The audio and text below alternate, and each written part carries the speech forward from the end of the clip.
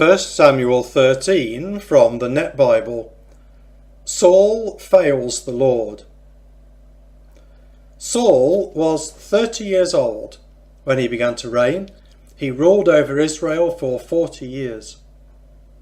Saul selected for himself 3,000 men from Israel. 2,000 of these were with Saul at Michmash in the hill country of Bethel. The remaining 1,000 were with Jonathan at Gibeah in the territory of Benjamin. He sent all the rest of the people back home. Jonathan attacked the Philistine outpost that was at Gibeah, and the Philistines heard about it. Then Saul alerted all the land, saying, "Let the Hebrews pay attention." All Israel heard this message.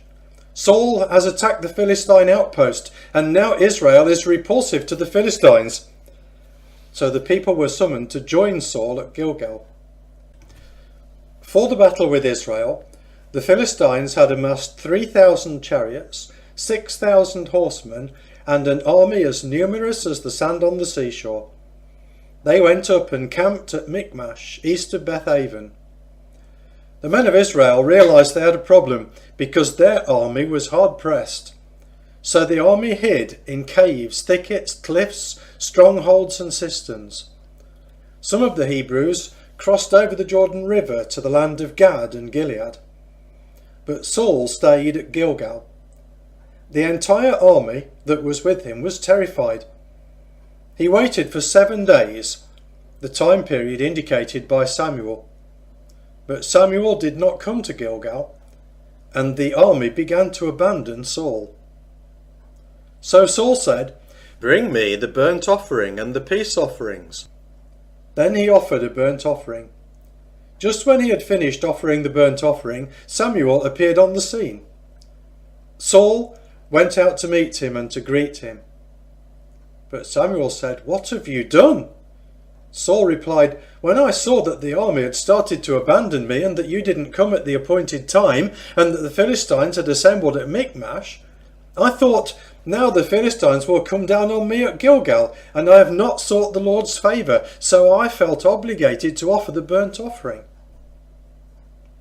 Then Samuel said to Saul, "You have made a foolish choice. You have not obeyed the commandment that the Lord your God gave you. Had you done that, the Lord would have established your kingdom over Israel forever. But now your kingdom will not continue. The Lord has sought out for himself a man who is loyal to him, and the Lord has appointed him to be leader over his people. For you have not obeyed what the Lord commanded you." Then Samuel set out and went up from Gilgal to Gibeah in the territory of Benjamin. Saul mustered the army that remained with him. There were about 600 men. Saul, his son Jonathan, and the army that remained with them stayed in Gibeah in the territory of Benjamin, while the Philistines camped in Michmash. Raiding bands went out from the camp of the Philistines in 3 groups. One band turned toward the road leading to Ophrah by the land of Shual.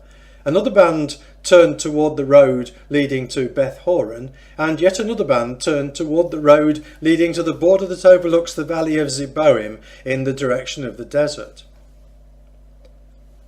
A blacksmith could not be found in all the land of Israel, for the Philistines had said, "This will prevent the Hebrews from making swords and spears." So all Israel had to go down to the Philistines in order to get their ploughshares, cutting instruments, axes and sickles sharpened.